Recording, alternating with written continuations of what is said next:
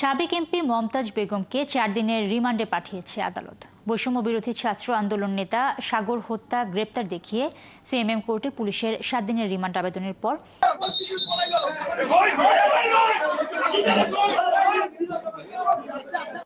প্রিয় দর্শক, ব্যাপক হট্টগোল হয়েছে আজকে ঢাকার সিএমএম আদালতে। শিল্পী মমতাজ বেগমকে নিয়ে এই হট্টগোল। আপনারা সবাই তার ইতিহাস জানেন।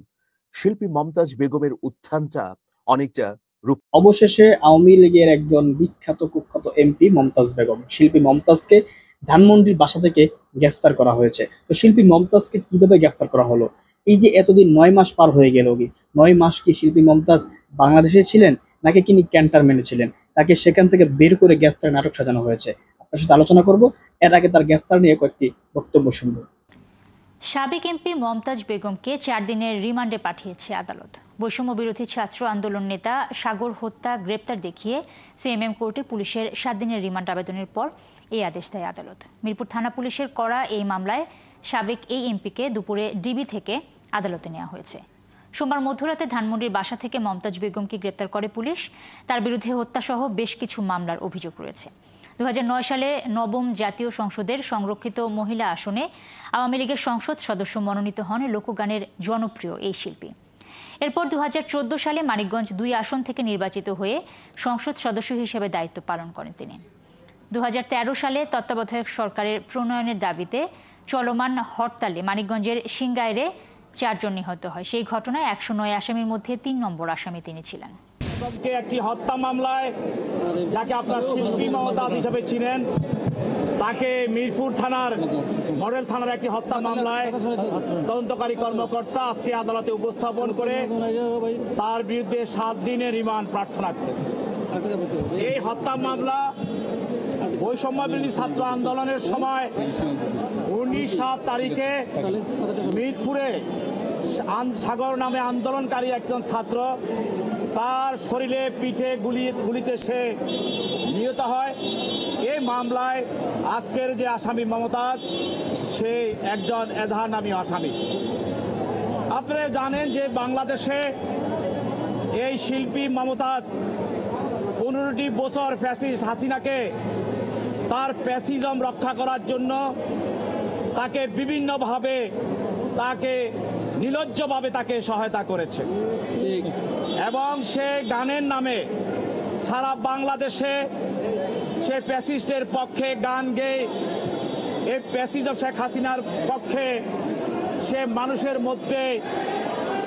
মানুষের পক্ষে এবং মানুষের বিরুদ্ধে সে কাজ করেছে। এবং শুধু তাই নয়, সে ফ্যাসিস্ট হাসিনার এই আমলে সে সব সময় বিভিন্ন ধরনের বক্তব্য রেখে শেখ হাসিনাকে সন্তুষ্ট করার চেষ্টা করেছে এবং সরকার যতগুলি অনুষ্ঠান হতো সেইখানে সে গান গেয়ে সরকারের লক্ষ লক্ষ টাকা, কোটি কোটি টাকা সে অবৈধভাবে সে হাতিয়ে নিত। এছাড়াও আপনারা জানেন পার্লামেন্ট, পবিত্র পার্লামেন্ট, যে পার্লামেন্টে প্রতি মিনিটে কথা বলতে গেলে বা সময়ে বাংলাদেশের কোটি কোটি টাকা খরচ হতো, সেই পার্লামেন্টে সে গান গেয়ে পার্লামেন্টকে একটি হাস্যকর স্থানে সে পরিণত করতে চেয়েছিল এবং সে শহীদ রাষ্ট্রপতি জিয়াউর রহমানের শহীদ নাম নিয়েও সে তার সে তার তবলা বাদকের সঙ্গে সে তুলনা করেছে এবং সে সাবেক প্রধানমন্ত্রী খালেদা জিয়ার জন্ময় পরিচয় নিয়েও তার পিতার নাম নিয়েও সে কটাক্ষ করেছে। এছাড়াও সে সরকারের টেন্ডারবাজি এবং অবৈধভাবে বিভিন্নভাবে সরকারের বিভিন্ন জায়গায় হাতিয়ে হাজার হাজার কোটি টাকা সে লোপাট করেছে এবং সে শুধু শিল্পীর নামে সে ফ্যাসিস্ট হাসিনাকে এবং হাসিনার এই ফ্যাসিজমকে ত্বরান্বিত করার জন্য সে বিভিন্নভাবে মানুষের মধ্যে বিদ্রোহ এবং বিরোধী রাজনৈতিক দলের নেতা কর্মীদেরকে হত্যা, ষড়যন্ত্র এবং তাদেরকে আয়নাঘরে তাদেরকে ক্রস ফায়ার দিয়ে হত্যা এবং গুম করা সব বিভিন্ন রাজনৈতিক হয়রানিমূলক মামলা এইসব বিষয়েও সে প্রায় মিডিয়াতে বক্তব্য রাখতো, পার্লামেন্টে কথা বলতো। এক কথায় বলতে গেলে সে ফ্যাসিস্ট হাসিনাকে এই দেশে মানুষের ভোট চুরি করে কিভাবে ক্ষমতায় থাকা যায়, মানুষকে হত্যা করে কিভাবে ক্ষমতা থাকা যায়, সে কাজটি সে ফ্যাসিস্ট হাসিনাকে সহযোগিতা করেছিল। দেশে যখন আন্দোলন চলতো, যখন রাজনৈতিক নেতাকর্মীদেরকে গুলি করে হত্যা করা হতো, তাদেরকে গুম করা হতো, ওই সময় সে গণভবনে গিয়ে হাসিনাকে সে গান শোনাতো এবং হাসিনার মনোরঞ্জন করাই ছিল তার প্রধান এবং একমাত্র লক্ষ্য। এই দিয়ে দেশে বিদেশে সে হাজার হাজার কোটি টাকা প্রচার করেছে এবং সে সরকারের হাজার হাজার কোটি টাকা সে হাসিনার সহায়তায় তার নেক দৃষ্টিতে সে লোপাট করেছে। আজকে 5 আগস্টের পর সে পালিয়েছিল, আত্মগোপনে ছিল। তারপরে পরবর্তীতে তার পুলিশ খোঁজাখুঁজি করে জনগণের সহযোগিতায় তাকে খুঁজে পায়। এরপর বিষয়ে একদিন সময় পেলে অকল্পনীয় যা করতেন শিল্পী মমতাজ, কোর্টেও ঘটল অদ্ভুত ঘটনা। প্রিয় দর্শক, এই আলোচনা শেষ পর্যন্ত থাকুন, নতুন তথ্য আপনাদেরকে জানাবো আশা করছি। প্রথমেই একটা ভিডিও দেখতে চাই যে আজকে আদালতে শিল্পী মমতাজ বেগম যখন ওঠানো হলো তখন কি কাণ্ডটি ঘটলো আপনাদেরকে সেটি দেখাতে চাই। প্রিয় দর্শক, চলুন তাহলে আমরা দেখে নিই। আজকে তো সারা বাংলাদেশে টক অব দ্য কান্ট্রি হচ্ছে মমতাজের গ্রেফতার। প্রিয় দর্শক, আমি দেখাচ্ছি সেই ভিডিও।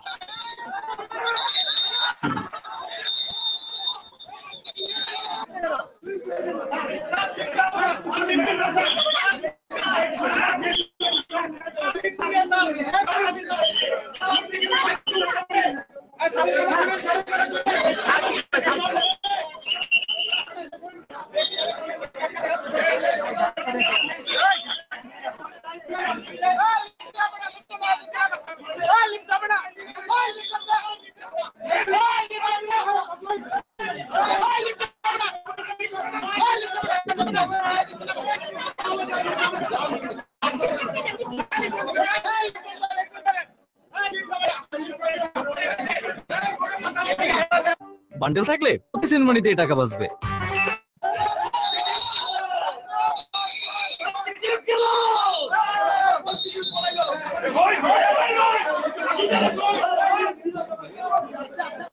প্রিয় দর্শক, ব্যাপক হট্টগোল হয়েছে আজকে ঢাকার সিএমএম আদালতে শিল্পী মমতাজ বেগমকে নিয়ে। এই হট্টগোল আপনারা সবাই তার ইতিহাস জানেন।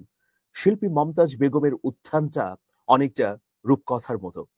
ছিলেন স্ট্রিট সিঙ্গার, বাউল গান গাইতেন, তেমন পরিচিত ছিল না, কিন্তু দীর্ঘ লড়াই সংগ্রাম এবং লেগে থাকার কারণে তিনি মূল ধারার সাংস্কৃতিক অঙ্গনের লাইমলাইটে আসেন। তারপরের ইতিহাস তো আপনাদের সবারই জানা, কিন্তু তার রাজনৈতিক সম্পৃক্ততা না থাকলে বা 16 বছরে ফ্যাসিবাদী কর্মকাণ্ডের সহযোগী না হলে আজকে ইতিহাস হয়তো অন্যরকম হতো। প্রিয় দর্শক, শেষ মুহূর্তে মমতাজ চাঞ্চল্যকর ঘটনা ঘটাতে চেয়েছিলেন। আর একদিন সময় পেলে মমতাজ হয়তো এখন ভারতের পশ্চিমবঙ্গের রাজধানী কলকাতায় আলিশান কোনো হোটেলে থাকতেন বা আলিশান কোনো ফ্ল্যাটে তার অবস্থান হতো। সবকিছুই ঠিকঠাক করা ছিল, কিন্তু সকল বিপত্তি বাধালেন সাবেক প্রেসিডেন্ট আব্দুল হামিদ। তিনি নির্বিঘ্নে এয়ারপোর্টের ইমিগ্রেশন দিয়ে চলে যাবার পরই ডিপ স্টেটে এবং এই সরকারের উপদেষ্টা পরিষদে ব্যাপক তোলপাড় শুরু হয়।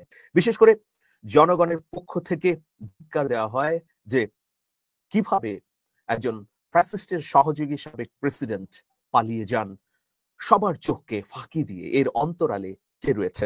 ইতিমধ্যে এই বিষয়ে একটি কমিটি গঠন করা হয়েছে। 3 জন উপদেষ্টা রয়েছেন এই কমিটিতে। খুব অল্প সময়ের মধ্যে এই কমিটি রিপোর্ট দেওয়ার কথা, এর সঙ্গে শৃঙ্খলা বাহিনীর কোন কোন কর্তা ব্যক্তি জড়িত রয়েছেন সেটা বের করতে। তার মানে আব্দুল হামিদের এই ঘটনা না ঘটলে মমতাজ বেগমের টিকিটিও খুঁজে পাওয়া যেত না। তিনি নিরাপদেই নির্বিঘ্নেই সীমান্ত পাড়ি দিয়ে ভারতের পশ্চিমবঙ্গের কলকাতায় এখন অবস্থান গ্রহণ করতেন। প্রিয় দর্শক, আজকে আদালতেও অনেকগুলো চাঞ্চল্যকর ঘটনা ঘটেছে। কি সেই চাঞ্চল্যকর ঘটনা আপনাদেরকে জানাতে চাই। আদালত জুড়েই তোলপাড় হয়েছে মমতাজ বেগমকে নিয়ে। লিফটে উঠতে বাধা দেওয়া হচ্ছে, আপনারা ওই ভিডিওতে দেখলেন যে বলা হচ্ছে লিফট না, মানে মমতাজ বেগমকে যেন লিফটে না নেওয়া হয়, সেই জন্যই আসলে সেখানে উপস্থিত সমবেত জনগণ চিৎকার করছিল পুলিশের কাছে, বলছিল যে তাকে লিফটে যেন না উঠতে দেয়া হয়। প্রিয় দর্শক, এরপরও মমতাজ বেগম এত বিষণ্ণতার মধ্যেও আজকে হেসেছেন। চলুন আমরা সেই ঘটনাটি আপনাদের সামনে উপস্থাপন করি। আপনারা জানেন যে সাবেক সংসদ সদস্য সঙ্গীত শিল্পী মমতাজ বেগমের রিমান্ড শুনানিকে ঘিরে কি অবস্থা তৈরি হয়েছে দেখলেন। এই রিমান্ড শুনানির পর তার বিরুদ্ধে 7 দিনের রিমান্ড চাওয়া হয়েছিল, আদালত 4 দিনের রিমান্ড মঞ্জুর করেছেন। শুনানিকালে রাষ্ট্রপক্ষের আইনজীবী মমতাজের রাজনৈতিক সংশ্লিষ্টতা এবং বিতর্কিত মন্তব্যগুলো তুলে ধরেন, এর ফলে এজলাসে হাসির রোল পড়ে। অন্যদিকে মমতাজের পক্ষে কোনো আইনজীবী খুঁজে পাওয়া যাচ্ছিল না, পরে একজন আইনজীবী তার পক্ষে দাঁড়ান। এ সময় আদালত কক্ষ আসলে উত্তপ্ত হয়ে উঠেছিল। দুপুর 2:17 মমতাজকে আদালতে নেওয়া হয়, এরপর আদালতের হাজতখানায় রাখা হয়। বিকাল 3:30 তাকে এজলাসে তোলা হয়। এ সময় ব্যাপক হট্টগোল দেখা দেয়। আপনারা দেখতে পাচ্ছেন যে মমতাজ বেগমকে ধরে রেখেছেন, তাকে গ্রেফতার অবস্থায় এই যে দৃশ্যপটটি, এই পোশাকেই কিন্তু ধানমন্ডি থেকে তিনি গ্রেফতার হয়েছেন। প্রিয় দর্শক, উপস্থিত আইনজীবীদের উদ্দেশ্যে মমতাজ কিছু কথাও বলেছেন আজকে। তিনি বলেছেন যে শুনানির সময়ে এমন কেউ পাশে থেকে কথা বলবেন না যাতে ডিস্টার্ব হয়, এজলাসের ভেতরে কেউ ছবি তুলবেন না। আসামি পক্ষের আইনজীবীদের উদ্দেশ্যে তিনি এগুলো বলেন। তিনি বলেন এমন কিছু বলবেন না যেন অডিয়েন্সে বিশৃঙ্খলা তৈরি হয়। বেলা 3:07 শুনানি শুরু হলে মমতাজের হেলমেট ও মাস্ক খোলা হয়। এরপর মামলার তদন্ত কর্মকর্তা মিরপুর মডেল থানার উপপরিদর্শক মনিরুল ইসলাম আদালতকে বলেন যে মামলার সুষ্ঠু তদন্তের স্বার্থে তাকে 7 দিনের রিমান্ডে নেওয়া প্রয়োজন। এই মামলায় প্রসিকিউটর উমর ফারুকি রিমান্ডে শুনানি করেন। তিনি বলেন, আমরা জাতি হিসেবে আবেগপ্রবণ।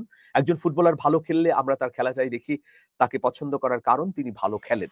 তেমনি নায়িকার অভিনয়, শিল্পীর গান আমরা ভীষণভাবে পছন্দ করি, তারা কোন দল করে সেটা দেখা হয় না, তাদের কাজটাকে আমরা ভালোবাসি।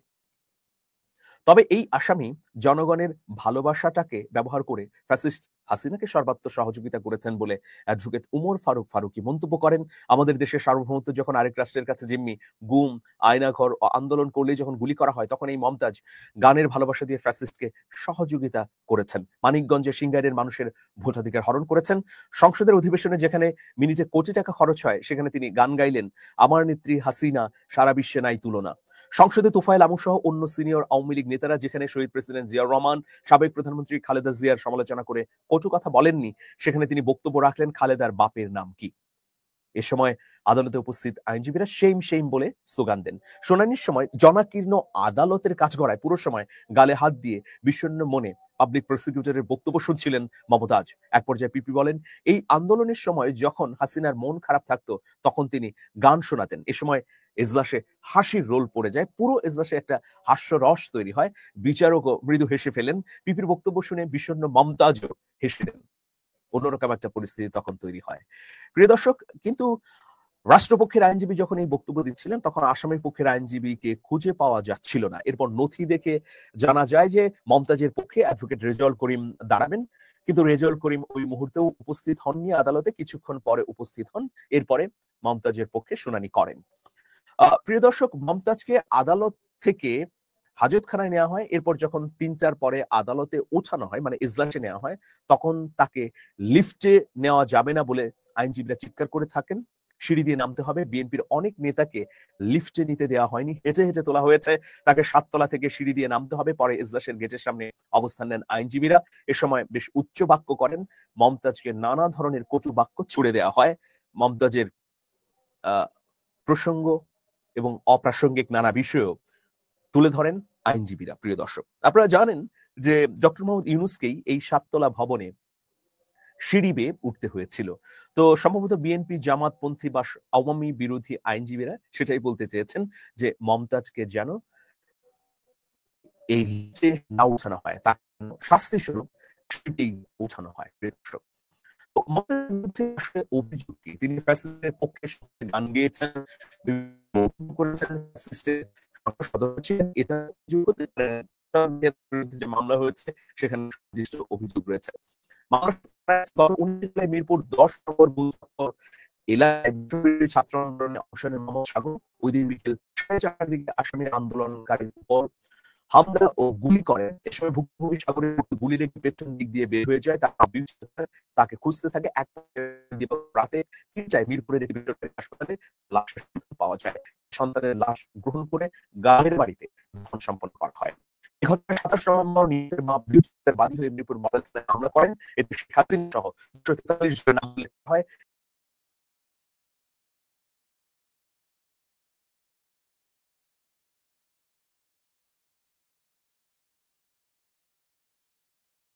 পুলিশ কিভাবে জানলো যে মমতাজ বেগম পালিয়ে যেতে পারেন? সেই জন্য তড়িঘড়ি করে অপারেশন চালালো। মমতাজ বেগম যে ফোনে কথা বলছিলেন সেই ফোন ট্র্যাক করেই তার অবস্থান খুঁজে পাওয়া যায়।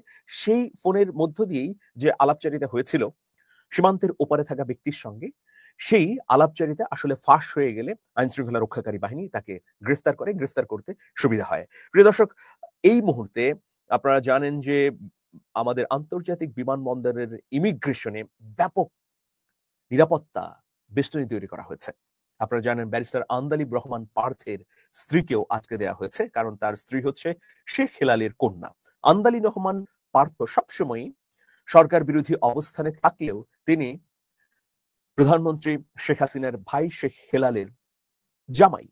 সুতরাং তার স্ত্রী শেখ হেলালের সঙ্গে কোনো না কোনো যোগসূত্র তৈরি করতে পারেন বা বাংলাদেশ থেকে বের হয়ে আর ফিরতে নাও পারেন, এরকম আশঙ্কা থেকেই কিন্তু আটক করে দেওয়া হয়েছে ব্যারিস্টার আন্দালিব রহমান পার্থের স্ত্রীকে। দুঃখিত, আটকটা মানে ফেরত দেওয়া হয়েছে এয়ারপোর্ট থেকে। স্ত্রী সহ এয়ারপোর্ট থেকে ব্যারিস্টার পার্থ তার বাসায় চলে গেছেন। তিনি বলেছেন যে আইনগত ব্যবস্থা নেবেন। অ্যাডভোকেট আব্দুল হামিদের এই যে চলে যাওয়া, সেই চলে যাওয়ার পর প্রশাসনের ভেতরে একটা ঝড় চলছে। এর পেছনে যারা যুক্ত রয়েছে তাদেরকে অবশ্যই শাস্তির মুখোমুখি হতে হবে বলে স্বরাষ্ট্র উপদেষ্টা ইতিমধ্যে ঘোষণা দিয়েছেন।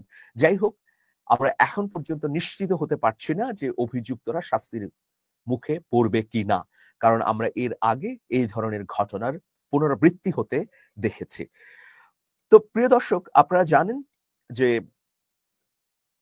আওয়ামী লীগের শীর্ষ পর্যায়ের অনেক নেতা 5ই আগস্ট গণ অভ্যুত্থানের পর সেনা সদরে নিরাপত্তায় ছিলেন, কিন্তু পরিস্থিতি স্বাভাবিক হলে তাদেরকে আর খুঁজে পাওয়া যায়নি।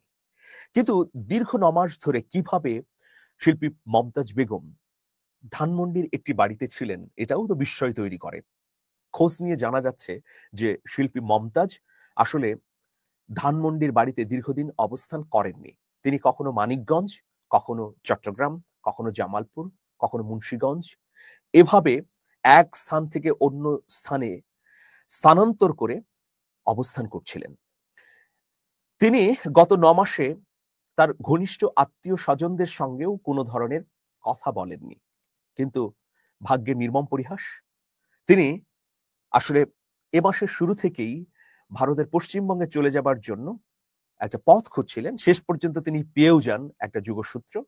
এরপর তিনি যখন এই সংক্রান্ত কথোপকথন করতে থাকেন হোয়াটসঅ্যাপে, তখন গোয়েন্দা নজরদারিতে চলে আসে তার এই ইলেকট্রনিক ডিভাইস। ফলে যা হবার তাই হয়েছে, তিনি আটক হয়েছেন। আসলে আব্দুল হামিদের ঘটনার পর বাড়তি তৎপর হয়েছে আইন শৃঙ্খলা রক্ষাকারী বাহিনী। আর এর পেছনে আরেকটি কারণ রয়েছে যে আওয়ামী লীগকে নিষিদ্ধ করা হয়েছে। সুতরাং আওয়ামী লীগ সংশ্লিষ্ট যে কোনো ব্যক্তিকে গ্রেফতার করতে এখন আইনি কোনো বাধা নেই। তো মমতাজের সেই গান ফাটটা যায় বুকটা ফাইটটা যায়, এটা নিয়ে এখন সবাই ট্রল করছেন। মমতাজ একজন ব্যক্তি, তার গানের অনেক ভক্ত আছে, কিন্তু তার রাজনৈতিক পরিচয় নিয়ে বিতর্ক আছে এবং ছাত্র জনতার গণ অভ্যুত্থানের পুরোপুরি বিপক্ষে অবস্থান তিনি নিয়েছিলেন। সেই জন্যই আজকে এই পরিণতি। প্রিয় দর্শক, সবাইকে অনেক অনেক ধন্যবাদ। এই আলোচনা শেষ, দর্শক আলোচনা শুনেছেন, শুনে বুঝতে পেরেছেন যে আসলে এই কোথায় ছিলেন। তো আমার ব্যক্তিগত মতামত হচ্ছে, আমার মনে হচ্ছে না সেই ধানমন্ডির বাসাতে ছিলেন। এতদিন হয়তোবা কোনো প্রশাসনের আশ্রয়ে ছিলেন, এখন গ্রেফতার করতে হবে, এই জন্য তাকে হয়তোবা সেখান থেকে ওই যেমনি ভাবে এই আনিসুল হক এবং সালমান এফ রহমানকে গুলিস্তানে পাঠিয়ে দেওয়া হয়েছিল সদরঘাটে, সেখান থেকে তাকে যেভাবে গ্রেফতারে নাটক সাজানো হয়েছিল ঠিক এই মমতাজকেও গ্রেফতারে নাটক সাজানো হয়েছে। মমতাজ এতদিনে খোলামেলা এই ঢাকার ভিতরে বসবাস করছে, বিষয়টা আসলে মানে আমি বলবো যে এটা বিশ্বাসযোগ্য নয়। যাই হোক দর্শক, তারপরে গ্রেফতার হয়েছেন। আমরা চাই আরো যারা আছেন এই স্বৈরাচারের দোসরগুলো, যারা এই পবিত্র সংসদটাকে নাপাক করে ফেলেছিল, তাদেরকে দ্রুত গ্রেফতার করা হোক।